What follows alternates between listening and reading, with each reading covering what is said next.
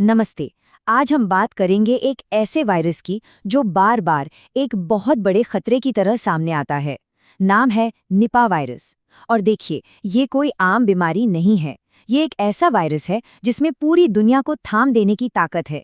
चलिए समझते हैं कि ऐसा क्यों है। सबसे पहले बस इस एक नंबर पर गौर कीजिए, 75% ये निपाह वायरस का केस फेटेलिटी रेट मतलब मृत्यु दर हो सकता है। सोचिए, इसका मतलब है कि हर 4 में से 3 लोगों की जान जा सकती है। सिर्फ यही एक आंकड़ा इसे दुनिया के सबसे जानलेवा वायरसों में से एक बना देता है। और यही वजह है कि इसे इतनी गंभीरता से लेना जरूरी है। और मामला सिर्फ इस डरावनी मृत्यु दर का ही नहीं है। पूरी साइंटिफिक कम्युनिटी इसको लेकर परेशान है। द लैंसेट माइक्रोब ने तो साफ साफ कहा है कि निपाह में महामारी पैदा करने की जानी पहचानी क्षमता है। मतलब ये एक ऐसी चेतावनी है जिसे हम बिल्कुल भी अनदेखा नहीं कर सकते। तो सवाल ये उठता है कि आखिर ये निपाह वायरस है क्या, और दुनिया भर की हेल्थ ऑर्गेनाइजेशंस इसे इतना बड़ा खतरा क्यों मान रही हैं। चलिए इसके पीछे की वजहों को जरा गहराई से समझते हैं। बहुत सीधे सीधे समझे तो निपाह एक जूनोटिक वायरस है। अब इसका क्या मतलब हुआ? इसका मतलब ये हुआ कि ये असल में जानवरों में रहता है और फिर वहां से इंसानों में फैल सकता है। और निपाह के केस में इसका जो नेचुरल घर है वो है फ्रूट बैट्स, मतलब फल खाने वाले चमगादड़। तो निपाह इतना खतरनाक क्यों है? इसके पीछे 3 मेन वजह है। पहली, जैसा हमने देखा, इसकी बहुत ज्यादा हाई डेथ रेट। दूसरी, ये एक इंसान से दूसरे इंसान में फैल सकता है। और तीसरी, जो शायद सबसे ज्यादा चिंता की बात है, वो ये कि हमारे पास इसका कोई पक्का इलाज या कोई वैक्सीन है ही नहीं। बस इन्हीं कारणों से वर्ल्ड हेल्थ ऑर्गेनाइजेशन यानी WHO ने इसे प्रायोरिटी डिजीज का दर्जा दिया है।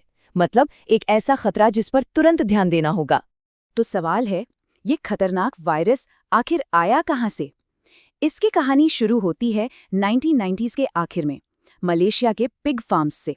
ये वायरस पहली बार 1999 में मलेशिया और सिंगापुर में नजर आया, जब वहां पिग फार्मर्स के बीच ये बीमारी फैली। माना ये गया कि चमगादड़ों से ये वायरस पहले सुअरों में आया और फिर सुअरों से इंसानों में। लेकिन कहानी में असली मोड़ आया 2001 में। तब बांग्लादेश में इसका एक ज्यादा जानलेवा स्ट्रेन मिला। इस स्ट्रेन को NIV-B कहते हैं, और इसी में पहली बार इंसान से इंसान में फैलने की बात पक्की हुई। और तब से लेकर अब तक बांग्लादेश और भारत में लगभग हर साल इसके आउटब्रेक्स देखने को मिलते हैं। अब ये समझना बहुत ज़रूरी है कि आखिर ये वायरस फैलता कैसे है, क्योंकि सच तो ये है कि बचाव ही हमारा सबसे बड़ा हथियार है। देखिए, इसकी शुरुआत तो चमगादड़ों से होती है, लेकिन ये इंसानों तक कई अलग अलग तरीकों से पहुंच सकता है। और यही चीज़ इसे कंट्रोल करना इतना मुश्किल बना देती है।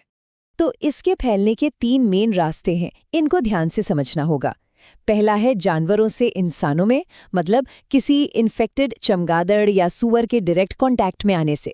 दूसरा तरीका है इन्फेक्टेड खाना खाने से, जैसे कि खजूर का कच्चा रस, जिसे किसी इन्फेक्टेड चमगादड़ ने गंदा कर दिया हो। और तीसरा, जो इसे और भी खतरनाक बना देता है, वो है इंसान से इंसान में फैलना। ये किसी इन्फेक्टेड इंसान के बॉडी फ्लूइड्स के क्लोज कांटेक्ट में आने से होता है। अच्छा, मान लीजिए कोई इन्फेक्ट हो जाता है, तो उसके शरीर में होता क्या है? ये बीमारी आगे कैसे बढ़ती है?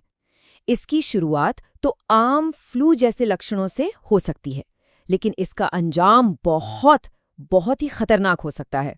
इन्फेक्शन होने के बाद करीब 4 से 14 दिन लगते हैं लक्षण दिखने में, और शुरू में ये लक्षण बिल्कुल आम फ्लू जैसे लगते हैं। बुखार, सिर दर्द, खांसी, गले में खराश, बदन दर्द। इसी वजह से शुरुआती दौर में इसे पहचानना बहुत मुश्किल हो जाता है।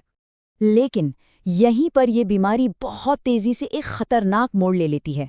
कुछ ही मामलों में सिर्फ 24 से 48 घंटों के अंदर ये बीमारी एन्सेफेलाइटिस यानी दिमाग में सूजन और फिर कोमा तक पहुंच सकती है। यही तेजी, यही इसकी सबसे खतरनाक बात है। तो इतने बड़े खतरे को देखते हुए सवाल यही है कि इससे बचा कैसे जाए। चलिए अब देखते हैं कि इससे बचाव के क्या तरीके हैं और इसके इलाज के लिए क्या कोशिशें चल रही हैं।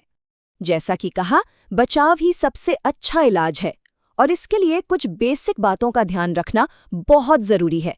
जैसे अपने हाथ रेगुलरली धोना, बीमार जानवरों से, खासकर चमगादड़ और सुअरों से दूर रहना, खजूर का कच्चा रस या ऐसे फल खाने से बचना जो चमगादड़ों से दूषित हो सकते हैं, और सबसे जरूरी, अगर कोई व्यक्ति इन्फेक्टेड है तो उसके बॉडी फ्लूइड्स के संपर्क में आने से पूरी तरह बच।